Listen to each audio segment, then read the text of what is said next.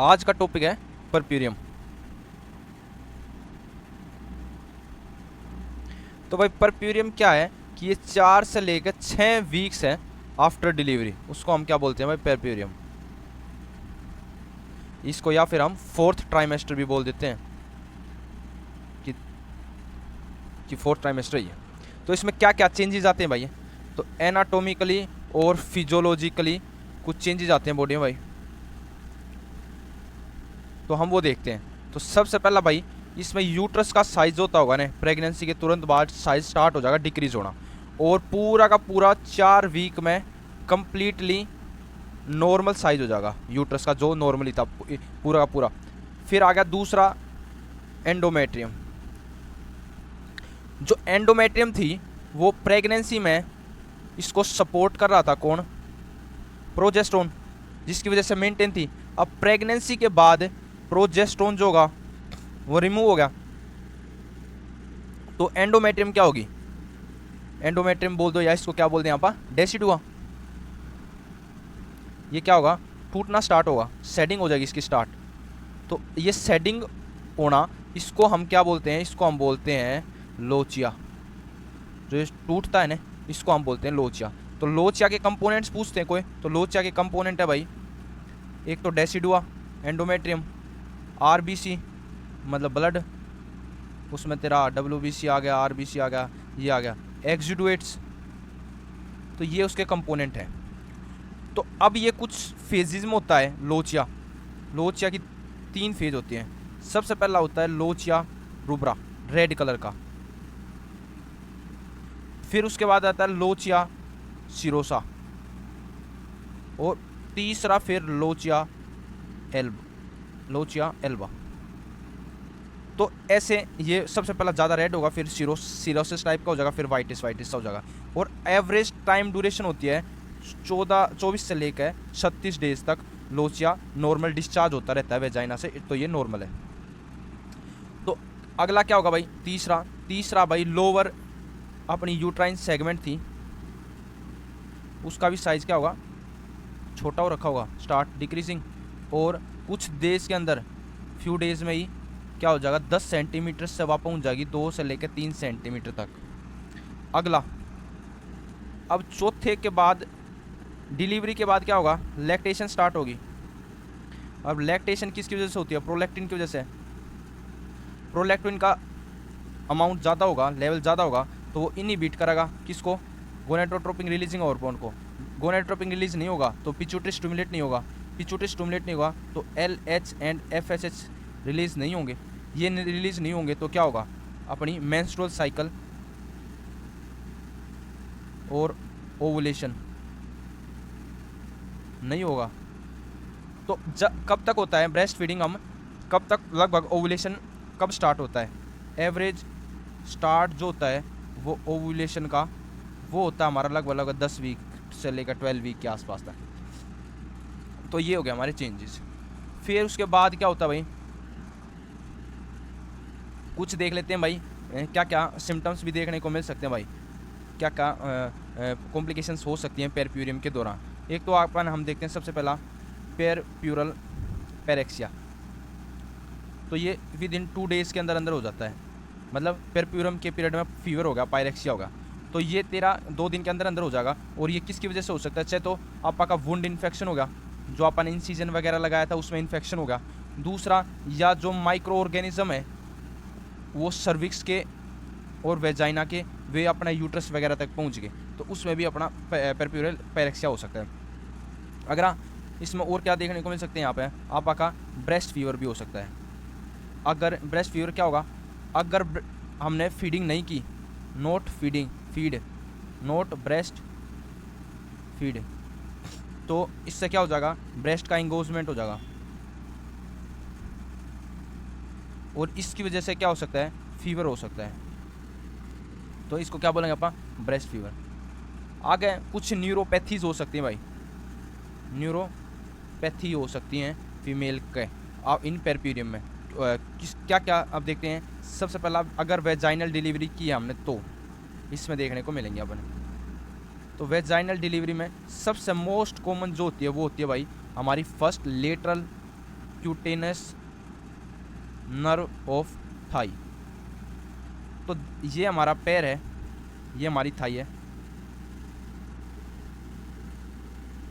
तो lateral cutaneous nerve जो होगी वो सेंसेशन सप्लाई करती है हमारी किसको, इस लेटरल पार्ट को। तो इस पार्ट में क्या होगा, ये कंप्रेस हो गई भाई, ये जो हमारी नर्व आई थी ये इसको सप्लाई करेगी भाई, इसको सप्लाई करेगी, या कंप्रेस होगी यहाँ से।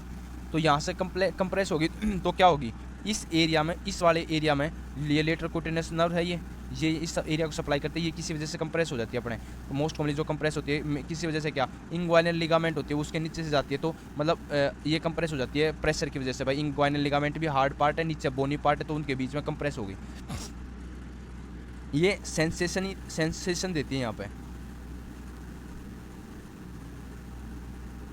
तो यहाँ पे सेंसेसरी सप्लाई है, तो यहाँ पर अपने कंप्रेस होने के बाद क्या फील होगा, फीमेल को नमनेस फील होगी, यहाँ पे टिंगलिंग सेंसेशन फील होगी। ठीक है, कहाँ पे, थाई के अपर और लेटरल, ये लेटरल पार्ट है ना, लेटरल एंड अपर थाई। ठीक है, और कौन सी हो गया, सिर्फ सेंसरी होगी, मोटर सप्लाई नहीं देती, या कौन सी नहीं देती है, मोटर सप्लाई। ठीक है, तो सिर्फ सेंसेशन जाओगी, मूवमेंट नॉर्मल रहेगी, कोई दिक्कत नहीं आती है। अगली दूसरी नर्व देखते हैं हम, सेकंड नर्व होगी हमारी femoral nerve, second most common, ये इसकी न्यूरोपैथी होती है। अब हमको पता है भाई, जो है ये हमारे लेग है, हमने लेग को काट दिया, तो लेग के हमारे 3 कंपार्टमेंट होते हैं, एंटीरियर, मीडियल और यो पोस्टीरियर। तो हमको पता है एंटीरियर क्वाड्रेंट में यहाँ सप्लाई कौन सी करती है, फीमोरल नर्व करती है। और फीमोरल यहाँ पे जो मसल्स होंगे, जैसे क्वाड्रिसेप्स, फीमोरिस, जो भी क्वाड्रिसेप्स की मसल्स हैं वो सप्लाई होती हैं किसके द्वारा, फीमोरल नर्व के द्वारा। और ये फीमोरल नर्व फिर कौन सी होगी, यहाँ पे मोटर सप्लाई करती है फिर यहाँ पे, क्योंकि मसल्स ने सप्लाई करेगी। तो फीमोरल नर्व क्या किसी की वजह से न्यूरोपैथी होगी यहाँ। तो अब क्या क्या सिम्टम्स देखने को मिलेंगे यहाँ पे, क्योंकि ये मोटर सप्लाई थी, तो वीकनेस होगी क्वाड्रिसेप्स मसल में। और दूसरा सेंसरी लॉस क्या होगा, सिम्टम एक तो यहाँ पे कौन सा आ गया, मोटर का, और दूसरा सेंसरी का। सेंसरी का कौन सा सिम्टम आ गया, सेंसरी का आ गया आपका कौन से एरिया से, एंटीरियर से और मीडियल थाई से। तो लेटरल क्यूटेनियस नर्व हमको पता था यहाँ से गई है, और अब फीमोरल नर्व जो होगी वो कौन सा, ये एंटीरियर वाला आ गया, एंटीरियर, और ये वाला मिडल और एंटीरियर, दोनों को सेंसेशन चली जाएगी। तो एंटीरियर में और मिडल थाई में, और वीकनेस आ जाएगी क्वाड्रिसेप्स मसल्स में, वीकनेस आ जाएगी। तो सेकंड मसल्स की ये होगी। अब आ गया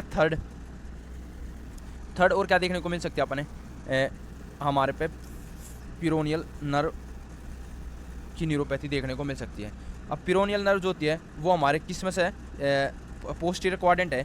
पोस्टीरियर क्वाड्रेंट में कौन सी होती है, सियाटिका नर्व होती है। सियाटिका नर्व आगे जाके हमारे काफ में, यहाँ पे पीछे की तरफ सियाटिका नर्व आई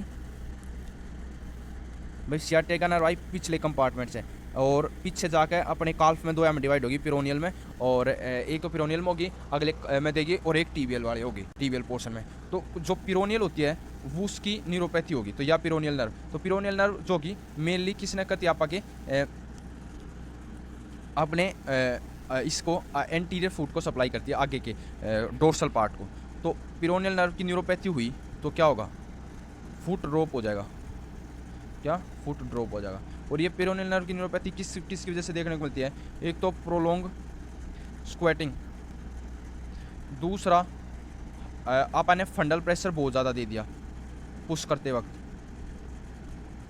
फंडल प्रेशर दे देते आपने पुश करते वक्त, ड्यूरिंग पुश। ठीक है, पुशिंग के दौरान हमने ज़्यादा फंडल प्रेशर दे दिया, इसमें भी तेरा पिरोनियल नर्व जा सकती है। अब हमने पढ़ ली भाई क्या, न्यूरोपैथीज पढ़ ली। अब न्यूरोपैथीज के बाद और क्या हो सकता है भाई, और हो सकता है स्ट्रेस इनकॉन्टिनेंस देखने को मिल सकता है, यूरिनरी इनकॉन्टिनेंस। अब क्योंकि डिलीवरी के दौरान मेनली कौन सी, वेजाइनल डिलीवरी करवाई है, इसके दौरान हमारी वीकनेस आ जाती है, क्या पे वीकनेस आ गई पेल्विक फ्लोर की जो मसल्स है ना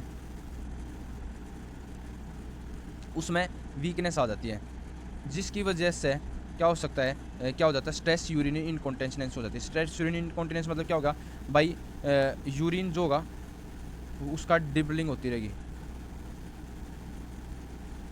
धीरे धीरे वो निकलता रहेगा। और हम कोई भी जैसे कफिंग करेंगे, कफिंग, स्नीजिंग, वेल सेल्वा मैनोवर, कोई भी किसी भी कारण जिससे इंट्रा एब्डोमिनल प्रेशर बढ़ रहा है, तो एब्डोमिनल प्रेशर बढ़ा तो ही क्या हो जाएगा, यूरिनेट कर देगी फीमेल जो होगी, यूरिनेट मतलब यूरिन आ जाएगा।